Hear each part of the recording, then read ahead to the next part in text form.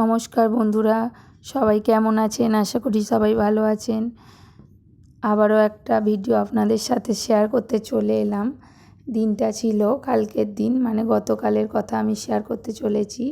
কালকে আমাদের হঠাৎ করেই আগের দিনে প্ল্যান হলো, তারপরে আমরা ফিস্ট করতে শুরু করে দিয়েছিলাম কালকে। দেখুন সব কিছু রান্না করার জন্য কাটাকাটি করা হলো।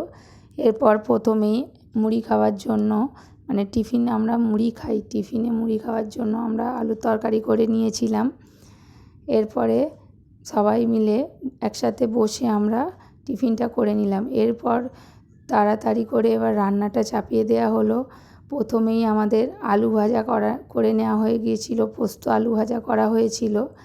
এরপরে কড়াইয়েতে তেল ছিল, অবশিষ্ট তেলের মধ্যেই মাছ দিয়ে মাছ ভাজা করা হচ্ছিল। মাছটা ঝাল করা হচ্ছিল, কারণ অনেকেই ছিল যারা মাংস খায় না, তাদের জন্য মাছ ছিল।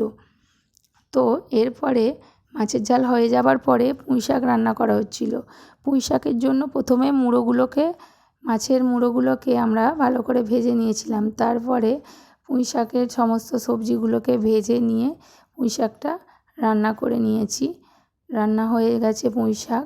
এরপরে পুঁই শাক রান্নার পরে আমরা সবজি ডাল রান্না করলাম। সবজি ডালটা রান্না হয়ে এসেছে প্রায়। সবজি ডাল তো অনেকেই খেতে ভালোবাসে। দেখুন সবজি ডাল রান্না করছে। আমাদের মধ্যে অনেকেই বড় বয়োজ্যেষ্ঠ ছিলেন, তারাই রান্না করছিলেন। তো সবজি ডাল হয়ে গেল। এরপরে চিকেন রান্না হওয়ার পালা। তো চিকেন তো আমরা সবাই খেতে ভালোবাসি, মটনের চেয়ে চিকেনটাই খেতে বেশি ভালোবাসি। আর মটন খেলে সবারই শরীরে কম বেশি ব্যথা বেদনা এইসব হয়, তাই আমরা বেশি চিকেনটাই খাই। তো চিকেনটা রান্না হচ্ছে।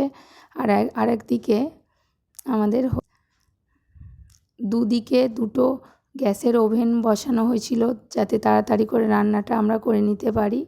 তো চাটনি হয়ে গিয়েছিল, আর একদিকে ততক্ষণে মাংসটা হয়ে গিয়েছিল।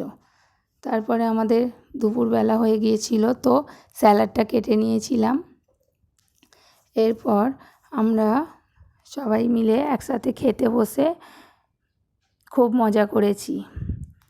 আমাদের মেনুতে ছিল ভাত, সবজি দিয়ে ডাল, পোস্ত আলু ভাজা, মাছের মাথা দিয়ে পুঁই শাক, আর মাছটা ছিল কেবলমাত্র যারা মাংস খায় না তাদের জন্যই। তো আমরা তো বেশিরভাগটাই সবাই মাংস খেতে ভালোবাসি, তাই আমরা মাংস খেয়েছিলাম। তো এখন এই পর্যন্তই থাকলো। ভিডিওটি কেমন হলো জানাবেন।